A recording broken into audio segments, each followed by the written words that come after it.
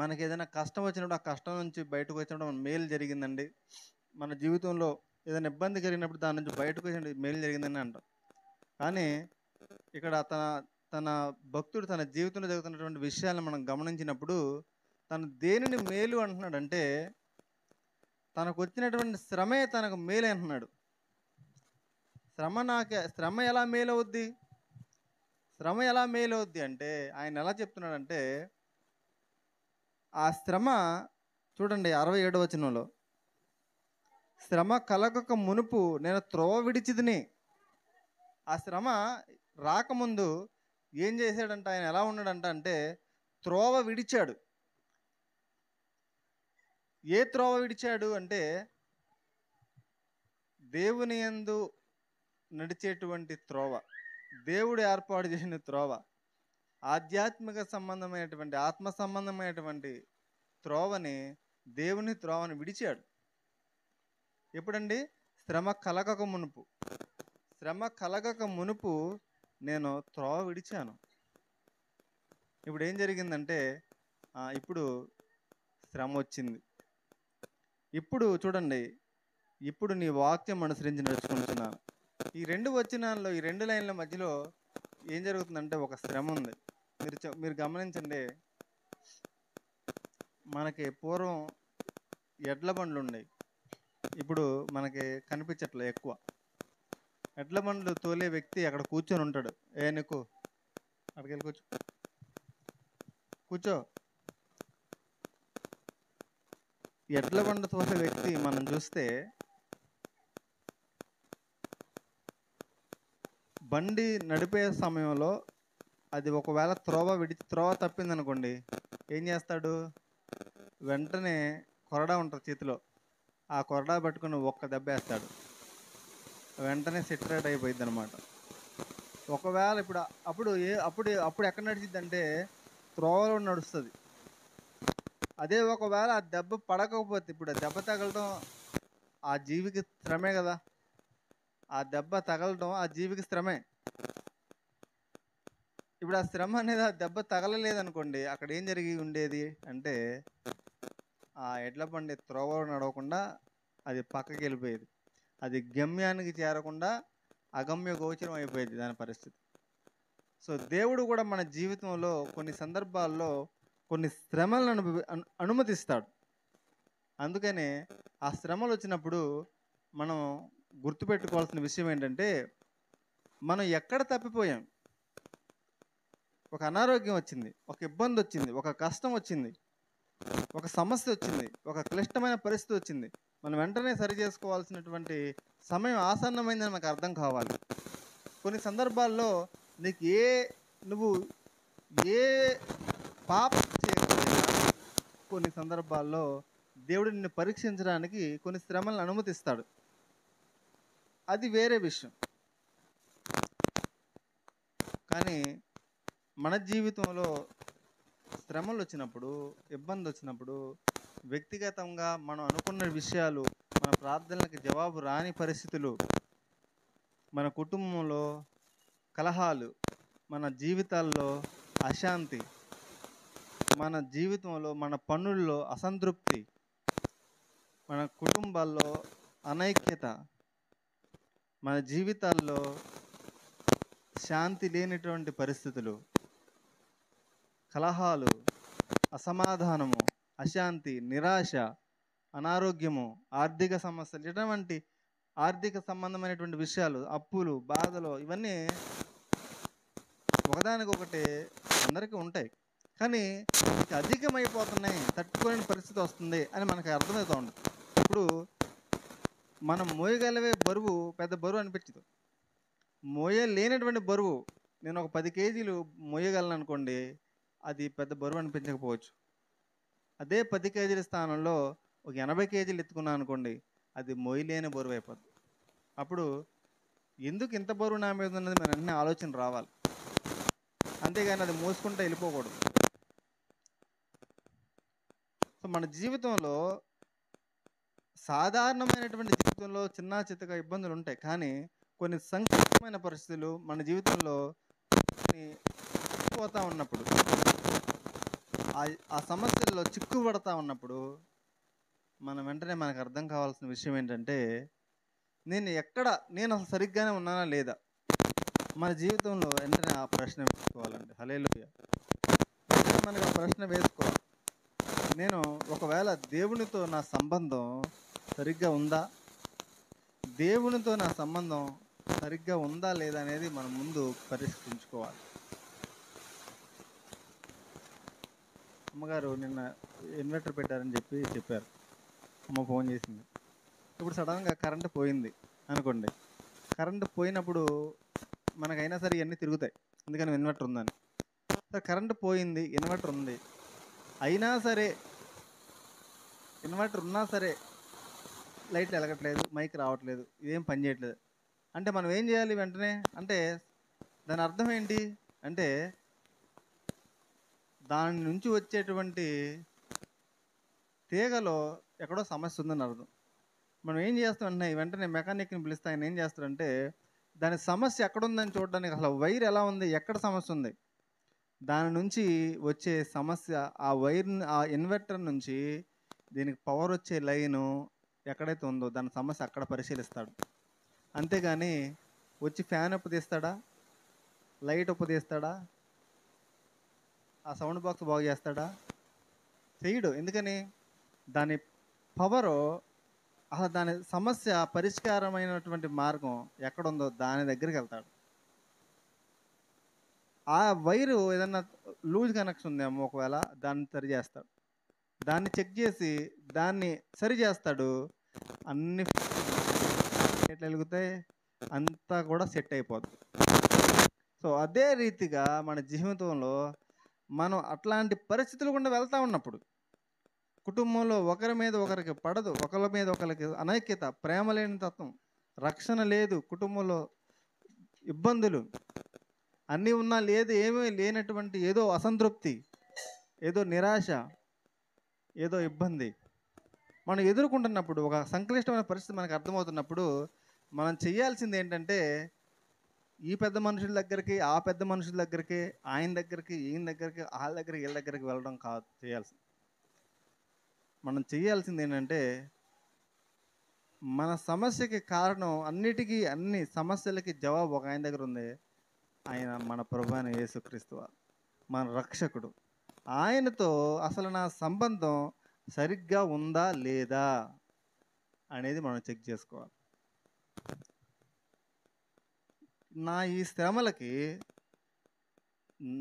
నా కుటుంబంలో ఈ శ్రమలకి నా పాపం చాలు, నా పాపం చాలు, ఒక్క కారణం చాలన్నమాట. మీరు చూస్తే కుటుంబంలో ఉన్నటువంటి పరిస్థితులన్నిటికీ ఒక్క వ్యక్తి పాపము చేసినప్పటికీ కూడా ఆ పాపము యొక్క పర్యవసానము ఆ కుటుంబం అంతా కూడా అనుభవిస్తూ ఉండడం మనం చూస్తాం. ఆకాను ఒక్కడ పాపం చేస్తే ఆ కుటుంబ సభ్యులందరినీ కూడా ఆ మరణం, ఆ శిక్ష వెంటాడింది. ఒక్క వ్యక్తి పాపం చేస్తే ఆ పాపం అంతా కూడా వెంటాడింది. ఒక్క వ్యక్తి దేవునికి లోబడితే, అబ్రహాం ఒక్క వ్యక్తి దేవునికి లోబడితే ఆ ఆశీర్వాదం అతని సంతతి అంతటికి కూడా ఆశీర్వాదం, ఆ సంతతి అంతటికి కూడా అది రావడం మనం చూస్తాం. అంటే మనం గమనించాల్సిన విషయం ఏంటంటే, మన సభ్యుల్లో, మన కుటుంబంలో ఉన్న వాళ్ళకి, మన బంధువులకి, మన ఇంట్లో మన ఉన్న వాళ్ళందరికీ రక్షణ లేకపోవచ్చు, అయితే మనకు రక్షణ ఉంది. మనం చేయాల్సింది ఏంటంటే, ఎక్కడ ఆ సమస్య ఉంది, నాతో దేవునితో ఏమైనా సమస్య ఉందా, నా సంబంధం సరిగ్గా ఉందా, నా జీవితం సరిగ్గా ఉందా, నా మాట సరిగ్గా ఉందా, నా ప్రవర్తన సరిగ్గా ఉందా, నా మాటల్లో ఏమైనా దోషం ఉందా, నా విశ్వాసం ఏదైనా లోపం ఉందా, విడిచిపెట్టాల్సిన పాపం ఏదైనా ఉందా, క్షమించవలసినటువంటి వ్యక్తులు ఎవరైనా ఉన్నారా, ఎవరి మీదైనా ద్వేషం ఉందా, ఎవరితోనైనా సమాధానం లేకుండా ఉన్నానా, ఎవరైనా క్షమించలేకుండా ఉన్నానా, ఎవరి మీదైనా పగ తీర్చుకోవాలనే కోరుకుందా, నా జీవితంలో ప్రార్థన సరిగ్గా ఉందా, నా జీవితంలో వాక్యానికి సమయం ఇస్తున్నానా, నేను దేవుణ్ణి నిజంగా ప్రేమిస్తున్నానా, దేవునితో నా సంబంధం సరైనగా ఉందా, లేక ఏదో ఒక నామకార్థమైనటువంటి భక్తిలో నేను జీవిస్తున్నానా? ఆదివారం ప్రార్థనకు వెళ్తున్నాను, ప్రార్థన చూసుకుంటున్నాను, వస్తున్నాను, బైబిల్ అక్కడ పడేస్తున్నాను, మళ్ళీ నా జీవితం నాదే అన్నట్టుగా ఉందా? సరి చేసుకోవాలి. ఒకవేళ అలా ఉందంటే ఏదో ఒకటి నువ్వు ఏదో ఒక దాంట్లో చిక్కు పడ్డావా, ఆ చిక్కు ఉప్పు తీసుకోవాలి ముందు. దేవునికి స్తోత్రం. ఆ చిక్కు ఉప్పు తీసుకొని ఆ చిక్కు సరి చేసుకుంటే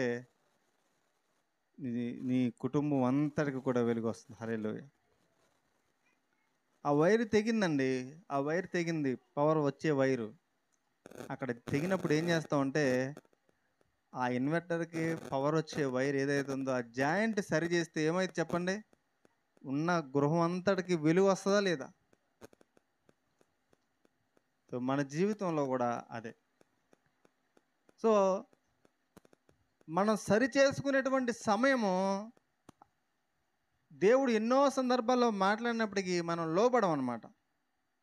ఈ భక్తుడు అంటున్నాడు, శ్రమ నొంది ఉండుట నాకు మేలాయను.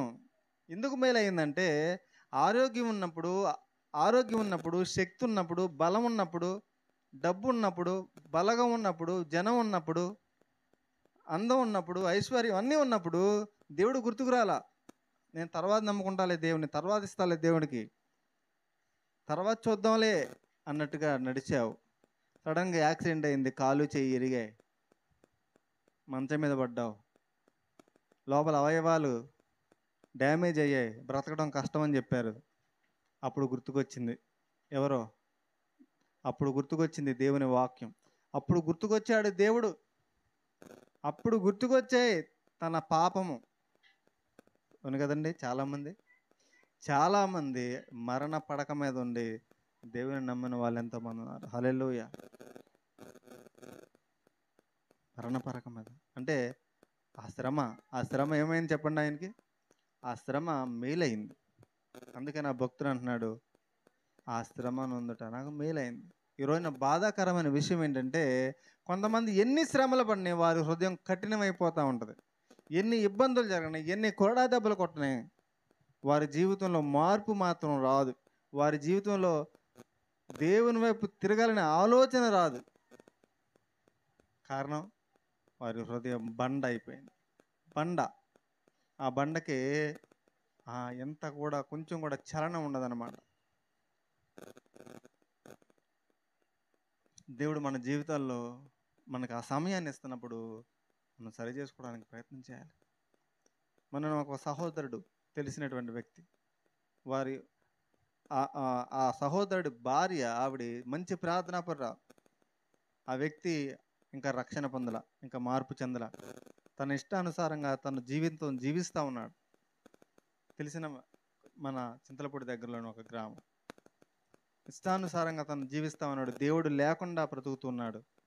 ఏదో ఇబ్బంది వచ్చింది, ఏదో కష్టం వచ్చింది, మందు తాగేశాడు, గడ్డి మందు తాగేశాడు. విజయవాడ తీసుకెళ్తే అక్కడ మణిపాల్ హాస్పిటల్ తీసుకెళ్తే వాళ్ళు అన్నారు, మా వల్ల కాదు, ఇది బ్రతికే వ్యక్తి కాదు.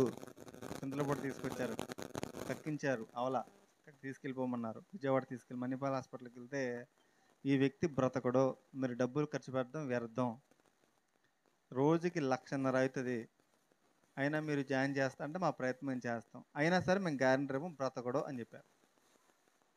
అప్పుడు ఏం చేయాలో అర్థం కాని పరిస్థితిలో ఉంటే, మీకు ఇంకా ఓపుకుంటే చేయించండి, లేదంటే గవర్నమెంట్ హాస్పిటల్ తీసుకెళ్ళిపోండి అన్న. అక్కడికి వెళ్ళినా బ్రతకడు అని చెప్పి సో అక్కడికి తీసుకెళ్ళారు, గవర్నమెంట్ హాస్పిటల్ తీసుకెళ్ళారు. వాళ్ళు కూడా చూశారంట, చూసి ఏముందైనా బతికేవాడండి, ఇది గడ్డి మందు అంటే కలుపు మందు అనమాట.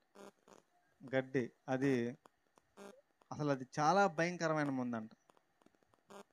చూశారు డాక్టర్స్ అన్నీ చూసి కష్టం అని చెప్పారు. కానీ గవర్నమెంట్ హాస్పిటల్లో ఏమంటారు చెప్పండి, వాళ్ళ ప్రయత్నం వాళ్ళు చేయాలి కదా. కాబట్టి మా ప్రయత్నం మేము చేస్తాము, ఇక దేవుడే చూసుకోవాలి బాబు అన్నాడంట ఆయన. వాళ్ళు ట్రీట్మెంట్ మొదలుపెట్టిన తర్వాత అప్పుడు మరి ఫోన్ చేస్తా ఉన్నాడు, నాకు ప్రార్థన చేయమని ఫోన్ చేశారు. ఆ సహోదరు కూడా ఎంతో ప్రార్థన చేస్తూ ఉంది. ఆ వ్యక్తికి దేవుని గురించి చెప్తుంటే అప్పుడు ఏడుస్తున్నాడు ఆ వ్యక్తి. ఇన్ని రోజులు చెప్తే దేవుడంటే ఏం లేదు, దేవుడంటే భయం లేదు, దేవుడంటే భక్తి లేదు. అయ్యా నువ్వు మరి దేవుడు నిన్ను బ్రతికిస్తాడు, నువ్వు బ్రతుకుతే దేవుని సేవ చేస్తావా, దేవుని కోసం బ్రతుకుతావా, బ్రతికినంతకాలం దేవునితో ఉంటావా అంటే ఉంటానయ్యా, నేను బ్రతుకుతా, దేవుడి కోసం బ్రతుకుతానయ్యా. ఫోన్లో దాదాపు ఒక అరగంట సేపు ప్రార్థన చేయడం జరిగింది. అతన్ని పాపములన్నిటినీ ఒప్పుకోమని చెప్పి ఒప్పుకోలు ప్రార్థన చేయించడం జరిగింది. తన కోసం ప్రార్థన చేయడం జరిగింది. ఆ తర్వాత ఎంతోమంది దైవ సేవకులు ప్రార్థన చేశారు. ఆ సహోదరి ప్రార్థన చేస్తూ ఉంది. ప్రార్థన చేసిన తర్వాత దేవుడు ఒక దర్శనం రూపంలో ఆయనకి తన ఆ నైటు ఆ దర్శనం రూపంలో దేవుడు ఆయన్ని దర్శించాడు. తెల్లని వస్త్రాలు ధరించుకొని ఆయనకి అలా కనిపిస్తూ ఉండడం ఆ సహోదరుడు చూశాడు. అలా దర్శనం కలిగింది.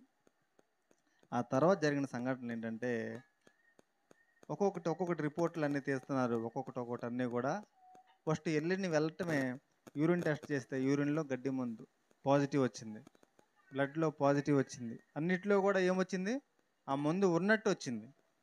ఆ తర్వాత అతను పశ్చాత్తాపడి దేవుని వైపు తిరుగుతాను అని ప్రార్థన చేయించుకున్న తర్వాత రెండో రోజు టెస్ట్ చేస్తే అన్నిటిలో కూడా మందు లేనట్టుగా వచ్చింది. హల్లెలూయా. అన్ని టెస్టులు నార్మల్గా వచ్చినాయి. హల్లెలూయా. ఈ రోజున నిన్ననే ఆయన ఇంటికి వచ్చాడు, వెళ్ళి మళ్ళీ మాట్లాడొచ్చాం. ఆయనకి శ్రమ వచ్చింది. ఆ శ్రమ ఏమైంది చెప్పండి, ఒక మేలైంది. అక్కడ ఇంకొక ఆవిడ ఉందండి, ఆ సహోదరి చెప్తా ఉంది. ఆ సహోదరి ఇంకొక ఆయన కామెర్లు పిల్లోడికి, ఈవిడ ప్రార్థనలు చేస్తూ ఉంటే చూసి ఈవిడికి పిచ్చా ఏంటి అని అనుకునేదంట. ఈవిడ వెళ్ళి చెప్పిందంట, మా ఆయన గారు చూసావు కదా, మా ఆయన గారు అసలు నమ్ముకునేవాడు కాదు, అందరూ ప్రార్థన చేశారు, దేవుడు ఆయన స్వస్థపరిచాడు, నువ్వు కూడా నమ్ముకోమ్మ, ప్రార్థన చేస్తే దేవుడు స్వస్థపరుస్తాడని చెప్పినప్పుడు మేము నమ్మమండి ఆ దేవుడిని అని చెప్పిందంట. ఒక్క మాట అమ్మ, ఒక్కసారి చెయ్యమ్మా అని చెప్పినప్పుడు ఆవిడ సరే నువ్వే చేయని చెప్పి ఆవిడ కూడా ప్రార్థన చేయించిందంట. ప్రార్థన చేసుకున్న తర్వాత అప్పటి వరకు వచ్చినటువంటి ఆ కామెర్లు పాజిటివ్ వచ్చినటువంటి టెస్ట్లో ఆ నెక్స్ట్ డే నుంచి నిజంగానే విశ్వాసం నుంచి దేవుడు సాయం చేస్తుంటే ఆ నెక్స్ట్ డే నుంచి ఆ రిపోర్ట్లన్నీ కూడా నార్మల్ వచ్చినాయండి. హల్లెలూయా. ఆవిడ ఫోన్ చేసి, ఒక అన్నిరాలు ఫోన్ చేసి, నిజంగా మీ దేవుడు చాలా గొప్పవాడమ్మా అని చెప్పి ఆవిడ సాక్ష్యం ఇవ్వడం జరిగింది. సో మన జీవితంలో ఒక క్లిష్టమైన పరిస్థితి, శ్రమలోనికి, మరణం అంచుకి మనం వెళ్తున్నామంటే ఆ సమయంలో కూడా నువ్వు దేవుని వైపు తిరగకపోతే, ఆ సమయంలో కూడా దేవుని నువ్వు జ్ఞాపకం చేసుకోకపోతే, ఆ సమయంలో కూడా నువ్వు దేవునికి నీ జీవితాన్ని అప్పగించుకొని నీ పాపాన్ని విడిచిపెట్టి దేవుని వైపు నువ్వు తిరగకపోతే ఇక నీకన్నా అజ్ఞాని, నీకన్నా ఇక ఈ లోకంలో శాపగ్రస్తుడు ఇంకొకడు ఉన్నాడు. ఎందుకనండి, దేవుడు అవకాశం ఇస్తున్నాడు. ఎంతమంది రోడ్డు మీద యాక్సిడెంట్ అయ్యి క్షణంలో చనిపోవట్లేదండి, ఎంతమంది యాక్సిడెంట్ అయిన క్షణంలో తమ ప్రాణాలు విడిచిపెట్టేస్తున్నారు.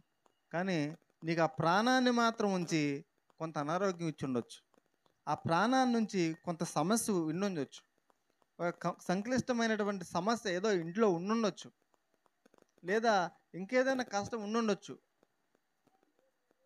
ఒక్క రెప్పపాటున చనిపోయినటువంటి ఆ వ్యక్తికి వచ్చిన కష్టం కంటే నీకు వచ్చిన కష్టం పెద్ద కష్టమేమి కాదు కదా. ఎందుకని, ఆ వ్యక్తి చనిపోయాడు, ఆయనకి ఇంకో అవకాశం లేదు ప్రార్థన చేసుకోవడానికి, దేవుని వైపు తిరగడానికి, పశ్చాత్తాపడడానికి, సరి చేసుకోవడానికి. కానీ నీకు ఉన్నది ఏంటంటే నీకు అవకాశం ఉంది పశ్చాత్తాపడడానికి, ప్రార్థన చేయడానికి, ప్రభు పాదాల మీద పడడానికి, నీ పాపాన్ని విడిచిపెట్టడానికి. నీకేముంది చెప్పండి, నీకు అవకాశం ఉంది. అది నీకు మేలు కాదా? మేలే. ఈ రోజున మన దేవుడు మనకు మేలు చేసే దేవుడు. మన శ్రమతో నశించిపోవాలని కోరుకునేవాడు కాదు, మన శ్రమలో దేవుని వైపు తిరగాలని కోరుకునేవాడు. అందుకనే దేవుని వాక్యంలో మీ హృదయాల్ని కఠినం చేసుకోవద్దు, కఠినం చేసుకోవద్దని చెప్పి దేవుడు మాట్లాడుతా ఉన్నాడు. ఈ భక్తుడు అంటున్నాడు ఏమనంటే, శ్రమయు వేదనయు నన్ను పట్టి ఉన్నవి, అయినను నీ ఆజ్ఞలు నాకు సంతోషము కలుగజేయుచున్నవి. ఇప్పుడు అంటున్నాడు ఆ వ్యక్తి ఏమని మాట్లాడుతున్నాడంటే, ఆ భక్తుడు ఏమని మాట్లాడుతున్నాడంటే చూడండి,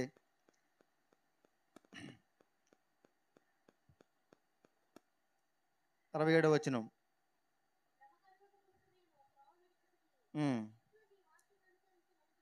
66 చూడండి. నేను నీ ఆజ్ఞలయందు నమ్మిక ఉంచి ఉన్నాను, మంచి వివేచన మంచి జ్ఞానము నాకు నేర్పుము. ఏం కావాలంటండి? మంచి వివేచన మంచి జ్ఞానము నాకు నేర్పుము. దేనికి మంచి వివేచన, దేనికి మంచి జ్ఞానం అంటే, నీ వాక్యము అనుసరించి నడుచుకొనుచున్నాను, నీ పూర్ణ హృదయముతో నీ 71వ వచనం చదవండి. నీ కట్టడలు నేర్చుకున్నట్లు శ్రమ నొంది నాకు మేలాయను, వేల కొలది వెండి బంగారు నాణముల కంటే నీవు ఇచ్చిన ధర్మశాస్త్రం నాకు మేలాయను. హల్లెలూయా. ఆయన అనుసరించి నడుచుకోవడానికి, ఆయన మార్గంలో నడుచుకోవడానికి నాకు జ్ఞానాన్ని ఇయ్యి, నాకు వివేకం ఇవ్వయ్యా అని ప్రార్థన చేస్తున్నాడు.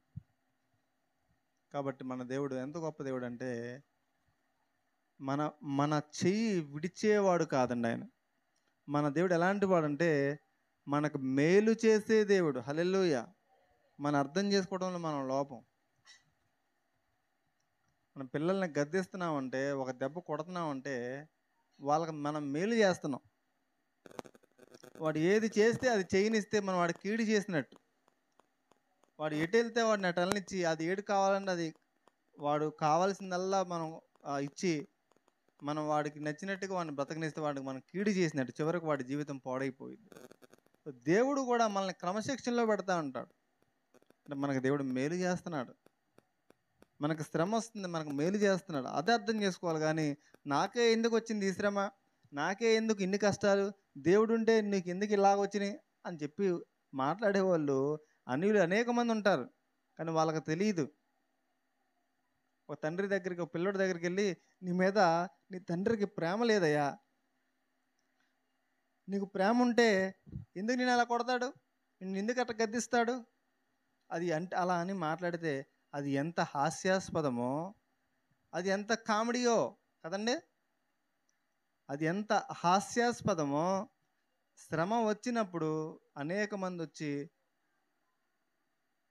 నీకెందుకు జరిగింది, దేవుడు దేవుడు అంటావు కదా అని మాట్లాడడం కూడా అంత హాస్యాస్పదమే. అది మనకు అర్థం కావాలి. అంతేగాని మనం వాళ్ళతో ఏకీపించకూడదు. అవునవును నిజమే కదా, కరెక్టే కదా నువ్వు చెప్పింది అనకూడదు. అలా అంటున్నామంటే మనకు దేవుడు నిజంగా అర్థం కాలేదని, మన దేవుడు మనకి నిజంగా అర్థం కాలేదని అర్థం. కాబట్టి మన దేవుడు మనకు మేలు చేసేవాడు. ఎవరని చెప్పండి? మేలు చేసేవాడు. మన దేవుడు జ్ఞానాన్ని ఇచ్చేవాడు. హల్లెలూయా. మన దేవుడు ఎవరండి? జ్ఞానాన్ని ఇచ్చేవాడు. మన దేవుడు వివేకాన్ని ఇచ్చేవాడు. మన దేవుడు శ్రమ నుంచి విడిపించేవాడు. మన దేవుడు మనల్ని సరైన త్రోవను నడిపించేవాడు. మన దేవుడు మనకి తన వాక్యమునిచ్చి మనల్ని స్థిరపరిచేవాడు. మన దేవుడు మనల్ని త్రోవలోనికి నడిపించి మనల్ని ఆశీర్వదించేవాడు. మన దేవుడు మనల్ని శాపము నుంచి విడిపించి నిత్య జీవానికి ఆయన తీసుకుని వెళ్ళేవాడు. హల్లెలూయా. అది ఆయన గొప్పతనం అండి. అంత మంచి దేవుని మనం కలిగి ఉన్నాం. కాబట్టి మన దేవుని మనం ఎలా అర్థం చేసుకుంటున్నాం? మన దేవుడు మనకి ఎలా అర్థమయ్యాడు అసలు? మనం అర్థం చేసుకున్నామా సరిగ్గా? ఆయన్ని అర్థం చేసుకుంటే ఆయన ఆరాధించుకుని ఉండలేం. ఆయన మన సనిగేవారుగా ఉండం, కొనిగేవారుగా ఉండం, అవిశ్వాసంతో ఉండం. ఎల్లప్పుడూ ఆయన స్తుతించేవారుగా, ఆయన వాక్యాన్ని ప్రేమించేవారుగా, ఆయన వాక్యాన్ని బట్టి నడుచుకునే వాళ్ళుగా ఉంటాం. కాబట్టి దేవుని స్తుతిద్దాం, ఆరాధిద్దాం, తలలు వంచుదాం. ఒక క్షణం ప్రభుని ఆరాధిద్దాం.